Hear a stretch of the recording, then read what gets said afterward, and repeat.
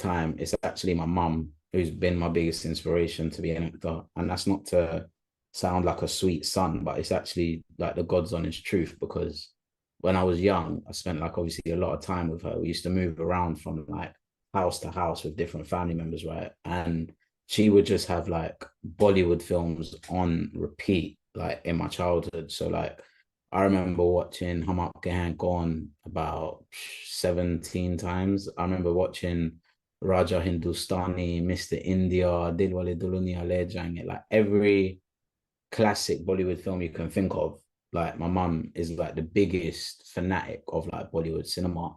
She knows actors' names, birthdays, who they were married to, what year they passed away. Like it's scary the amount of information she knows. So I think from a young age, without me even knowing, because we develop our psyche a lot in our childhood, right? Like whatever we go through as children, sometimes it can have like a massive impact on our adult life. So the moving around to like different houses makes sense in regards to like not being able to stay still, like needing creative stimulation.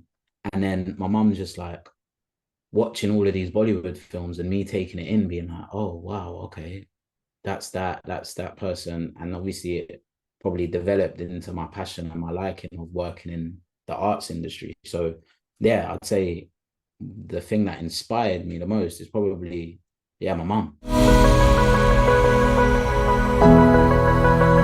When I told them I was gonna go work in the media, it didn't surprise them. Like it made sense because from a young age in school, say like secondary school and sixth form, media would be the subject that I was excelling in. So it was the subject that I would get like 120 out of 120 for like a coursework, for example. And at a parents' evening, my auntie would come, and the teachers would say, you know, he's really skilled at this and he's really good at this. And my uncle, who's passed away now at the time, he was her husband. I remember came to one parents' evening. They gave me an award for making a magazine. And he turned around to his wife and was like, "Yeah, this boy, he's gonna do something like quite remarkable. Just watch because he's got some sort of, maybe he didn't know it at the time, but I think it was just this level of like creativity and vision that maybe other children might not have had as much, right?" So when I told them I was going to work in the media and then go and become an actor, my grandmother was like nearly like, so my grandma passed away when I was 25. She was in hospital. I got my first film role in an independent feature film, and I went to the hospital to see her, and I told her that I got the film role, right? And she was like, she just turned around in Urdu and was like, "Yeah, why you're acting like I'm surprised that you've been an actor since you was like 5 years old, like running around in a house, like copying people, mimicking everyone." So that was like kind of reassurance for me because I was like, okay, this woman who's raised me pretty much has already known that I'm going down a career path that I don't know what's going to happen, but it feels like it's the right thing to do.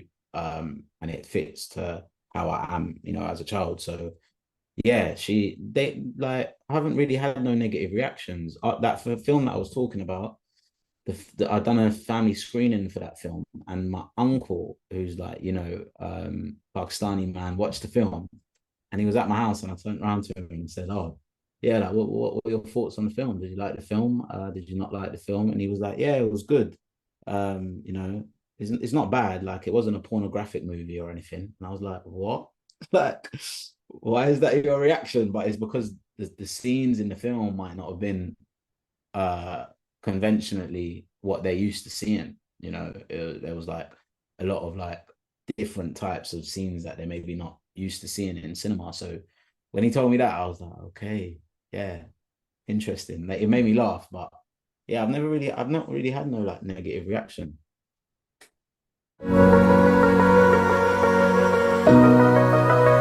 Good question.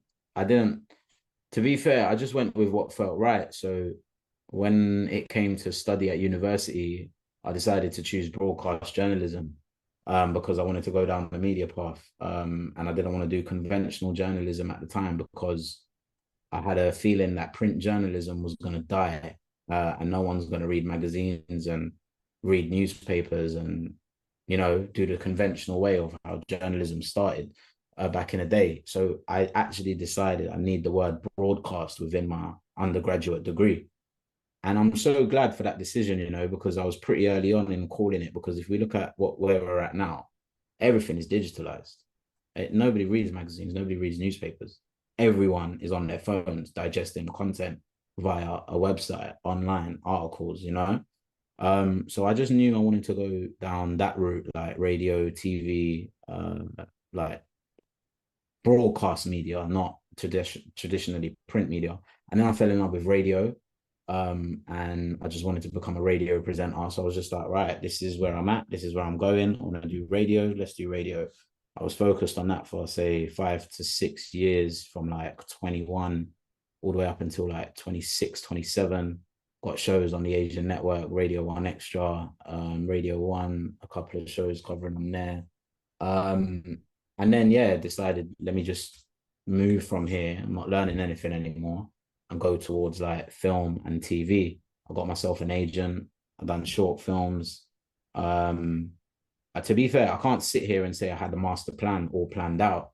So I didn't. I just went with what felt right and what was good and what felt like the right thing to do at this stage. And I never thought, oh, if I do this, then people will think that. And it was just kind of go for it, see what happens, and make sure whatever it is you're doing, you're learning something new that will push you to the next stage, you know. So I didn't really know where to begin. I just went with what felt right. And for me, that was going down the broadcasting route, studying broadcast journalism, working in radio. And that led me to making a documentary for BBC Three, traveling the world in pilgrimage, and then starring in like What's Love Got to Do with It, you know, just by going down that unconventional career path. Challenges, I'd say the biggest challenge was like trying to get like big roles or big opportunities for like being a talent of like South Asian descent, because I feel like everything that I was doing early on was very small scale. So I would like get a small role in like a TV series called like King Gary on BBC, which was just like about a local group of working class like builders from South London. I'd get a small opportunity there. I'd get another small opportunity to play a character in Doctors, for example, who's in like one episode for like one scene. So it'd be like very small opportunities. And I felt like that was challenging in the beginning because you can't really make a lot of money from doing stuff like that. Like you really have to be doing other stuff. That's why radio was really helpful. B, no one's really gonna watch something like that and be like, wow, he was great in that. Let me cast him in this next project, because the too minimal of projects, like the exposure of those projects are not as big as other things that you do. So I'd say like that was probably like the biggest challenge. Maybe not being seen for projects, or not getting major exposure and big opportunities, because you're still building up your name, and your popularity might not be as big as say other people's, right? So I'd say that was the biggest challenge. How I got into poetry was just through feeling like really bad. Like I remember my grandma passed away when I was about 25, 26, and I was just like, I felt all of these things, but I didn't know how to express them. Like, especially being manly and masculine and like hyper masculine in our society, it's like we don't really teach men how to like kind of express how they're feeling. So I just started writing stuff, really making stuff, putting stuff out, and it felt good for me. Like it made me feel like I was getting stuff off my chest and letting it and sharing it out with the world. And that, I think, really helped me cope with bereavement, because I never been through that before. And it was a new experience. It helped me a lot. I understood where I was coming from. I understood how I felt, which was very helpful for me to not go lash out or make erratic decisions in my behavior. That's how poetry kind of came in. Presenting obviously came in through wanting to be a radio presenter. And then acting, yeah, Riz Ahmed casted me in his short film called Daytimer, which was one of the first opportunities where I realized, wow, you can actually do this thing that I think I'm naturally talented at, and get paid for it. And it's a professional career path. It never was, it was never, that was never explained to me. I never got told that, like, from where I'm from, you can go and do that and become successful in it. But via him casting me in a short film and putting me in there, I was like, the clogs in my brain started going, oh, I can be here and do it. And had I not had that experience, my brain wouldn't be able to understand that you can also deserve you fully deserve to be in this position just as much as everyone else. Like, I would have thought Asian people don't do that; they're not there, so let's not go for it, you know.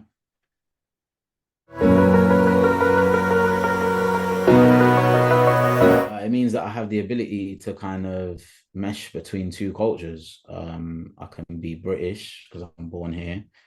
We can go for like a Sunday roast and go and watch football being played and do like British things like have fish and chips. But then also at the same time, I can come to my house and my aunties can be cooking up like the most amazing biryani, and we can go to Ambala and get our stuff and come back and eat it, and we can go and celebrate Eid, and I have to give Eid out to all my like younger cousins and they rinse me dry. Like, it's like you have this ability to like float there as well as float there. And now, whereas before I used to feel like out of place in some certain things, whereas now I've grown older to be like, yeah, I can naturally be here and I can naturally be here. I'm not compromising who I am because all of these things kind of make up me as a human being. So they're kind of all part of me. And that represents me as well as that represents me. The same way that the Union Jack represents my heritage is the same way that the Pakistani flag, with a star and a crescent moon, represents where I'm from as well. Like, both they're both part of like my DNA and my existence as a British Pakistani. Yeah. But only as I've gotten older have I started being able to be like, I can float freely between these and not get bogged down to the idea of, no, I have to be more Pakistani, or no, I have to be more British, or not. Like, I used to have a go at people, not have a go, but I used to just think, why do they carry themselves in that way? And then now I've just realized that that's who they are, man. Like, there's no, that's how people identify that. That's how, if somebody wants to speak the Queen's English and speak with a received pronunciation accent and somebody doesn't, that's a choice that they've made. And if they're British and they're Pakistani, like, who is anybody to judge them? Like, they should just be able to speak and conduct themselves however they want. Challenges, I think the main challenge, or from a career perspective, is people having an assumption about you, creating some stereotypical image of what you're like, when not really being able to actually get to know you and see you for actually who you are. That has probably been the biggest challenge. I don't know what it is, but I think sometimes people stereotypically assume that, Pakistanis or Indians or people from the South Asian diaspora are like really good at business, or like they're great accountants, or they're great doctors, or they're great business people. Whereas what I do is very creatively driven. So sometimes being able to give an opportunity based on my creativity or my ideas that I have, that nobody else has written and nobody else will be able to write because they haven't lived my experience, that has probably been like the main challenge, which I find really frustrating. We're not there yet, I don't think, but we need to be able to get to a place where people can just be given opportunities based on their talent and not where they're from, and that shouldn't ever be a thought or a consideration. Like, it should just be based on the idea that is being presented to them. But obviously finances come to play in that. Money is a big thing. Like, will this be able to make us X amount of money? And then, so yeah, I'd say the biggest challenge is probably getting ideas off the ground, because people thinking you are a certain way or a type of way. That would probably be the biggest challenge that I face.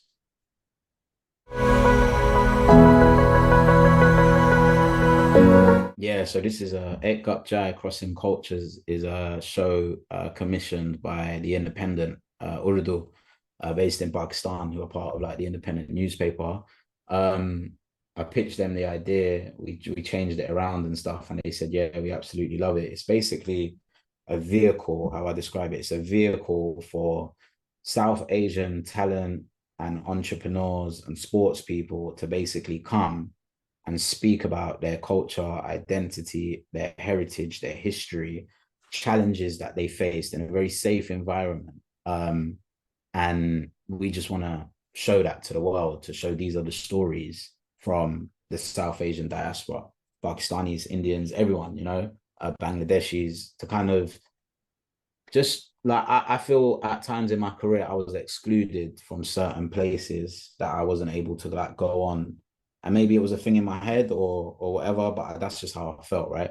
So rather than complaining about it and like being bitter about it, I decided to like just take the power in my own hands and be like, look, let's just create a vehicle where we can try and be the place where I would love to be invited. Like, say if this show existed somewhere else and someone else was doing it and it had a great reception and a lot of people started watching it, I would be one of the talents that would be like either speaking to a publicist or something saying, I want to go on that show to promote my film, or I want to go on that show to be asked certain questions and interviews because the vibe, it feels right. And it's trying to push the narrative forward rather than we're not trying to mock anyone. We're not trying to make anybody feel like you're going to get exposed when you come on this show. We're not trying to make sure that we create a headline or create like some sort of like clip that goes like that's not part of our interest. The whole purpose of the show is to get people on to talk about themselves, their culture, their heritage, their identity, whilst doing it in a calm, nice, warm environment. That is like the main purpose of the show, yeah. Filmmaking point of view and from being an actor, that was obviously biggest project that I've been a part of right now in my career. And it was very like, I remember when the whole process happened, I was like, wow, I had this feeling of like, wow, I actually have been given the opportunity and I belong in this space so much because I felt like I wasn't getting any opportunities up until that point. The whole experience was great, you're able to like work with people that you've seen on TV for a long time, like the likes of like Emma Thompson, for example, Shabana Azmi. Like it was really good. And also from a filmmaking point of view, I was just there like as an actor, making sure I do my job to the best standard that I can, but also from a filmmaker, just looking at everything and, observing Sheikh Kapoor when he's like directing these A-list like superstars and seeing how the cameraman and the cinematographer or the director of photography operates on that level. Because one day I want to be able to, make my own film and be able to do something similar to what Jemima's done. So it was like a really great experience to kind of be a sponge and soak up all of this information and experience and be like, okay, cool, that's how that works. That's how that works. It was just, yeah, so far it's been like one of the highlights, of my career. And it's being watched by so many people like across the world right now. And I just hope like more and more people enjoy it and they like it. Most important project. This is a good question. Important project. It'd probably have to be my documentary about meeting my biological father. Because I say that helped me. That made me understand where I come from, help settle some of the demons that I had in my head about my paternal side of my upbringing. And B, it helped so many other people from the messages that I got when it went out, that people were able to either reconnect with their dad, ask questions to their dad who were in split up upbringings. So because it helped me and it helped other people at the same time, I have to say that is probably the most important one, because I feel that I didn't know this at the time. Yeah, when I was young, I was very naive to the think of thinking, oh yeah, I just want to be on TV and I want to be on radio because that will be cool and I will be famous and I'll make a lot of money and all my problems will go away, right? That's like the reason why I went into it. And then I got into it and I'm like, wow, this where I work and what I do for a living is so important on a bigger level that the role of like TV has the ability to like change people's lives. like for people that don't have access or don't live in a city like London, for example, that is hugely populated, some of the stories that you get access to on TV and film, etc., can really have like a lasting impact on you and help you in ways which I never knew that was the role of like television. I didn't know that it has that power to do that in regard. But when I made my doc and I saw the reaction from people and the messages, obviously at the time I'm just still a bit like, I don't know what I'm doing. I'm just doing it. But on reflection, I'm like, wow, this is crazy. It's like you shared your story and you made a program that connected with all of these human beings who are in the same position as you, but you would have never have known that what you went through, everyone else is also going through. That's what I found remarkable about it. So I think that power of television is great. So yeah, in a long way, that is the most important project that I think I've created and I've been part of. Words of reassurance. Okay, this is a good question, because there'll be so many kids who want to go and work in the creative arts, etc., when they're older and they have to speak to their parents about it. Words of reassurance that I would give is that they're probably going to be worried that it's not going to work for them and that it's a very competitive and hard industry. And they're right to feel that way because it is up and down. But to reassure them, I will be like, look, would you rather have a happy daughter or a happy son who feels fulfilled in their job, right? Or would you prefer an unhappy son and an unhappy daughter who hates what they do and goes and takes that out in other areas of their life, for example? Like, what one would you prefer? And I'm sure 9 times out of 10, the parent would turn around and say, oh, I would prefer to have a happy son and a happy daughter who feel fulfilled in their job.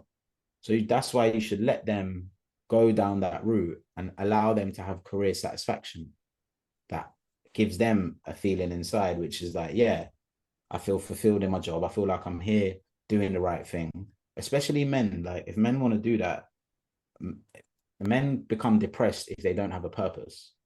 Like, if a man wants to go and work in the media industry, for example, and he feels like he has a purpose, then he should be encouraged to do that. Otherwise, he might start feeling depressed afterwards because he has no purpose in life. So yeah, I would say I would just reassure them and be like, yeah, it will be difficult, it will be hard, but in the long term, if they feel fulfilled and satisfied, then surely you've done your job as a parent correctly. Stop, don't worry, man. Stop worrying. But there's no point giving that advice because I still worry to this day. I just think I'm a worrier. Like, I'm just like, even I was talking to you before we started the thing. I was worrying about an interview that we have to record tonight that's been rearranged to earlier. My brain's just going, oh my God, my whole life is falling apart. Like, I need to fix this. Like,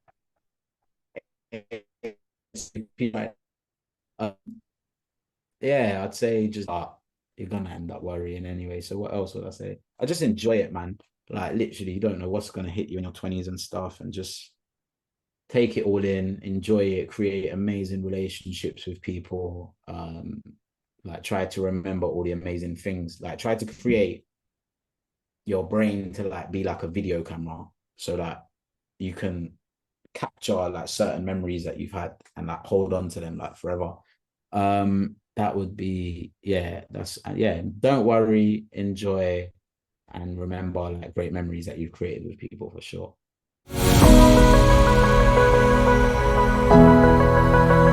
There's not just been one. I've had like countless amounts of people's help.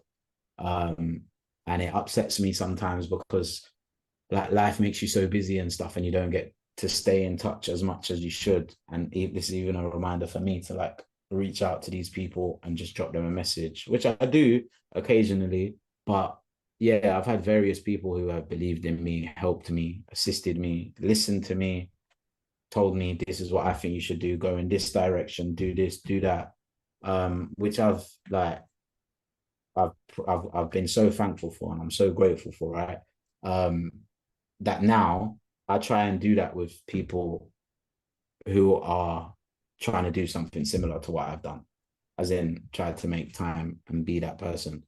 It's hard sometimes when people don't like reach out to you to kind of ask you for it, because then sometimes I don't want to be that imposing person of being like, do this, do this, do this, because sometimes I'm a bit like, you should just be able to do what you want. But if anyone ever asks me for assistance or help or guidance, I will always 9 times out of 10 hit them back and be like, look, I can help you with this, I can help you with that. This is what I think you should do here. This is what think you should do there. But it takes, you got to be an individual who likes asking questions, right? And finding answers. Otherwise, it might not be able to work. Like, so yeah, I've basically, in a nutshell, I've had many. I'm grateful to them. I'm indebted to them. I remember all of them, and I need to become better at staying in touch with them and just letting them know that I appreciate their presence.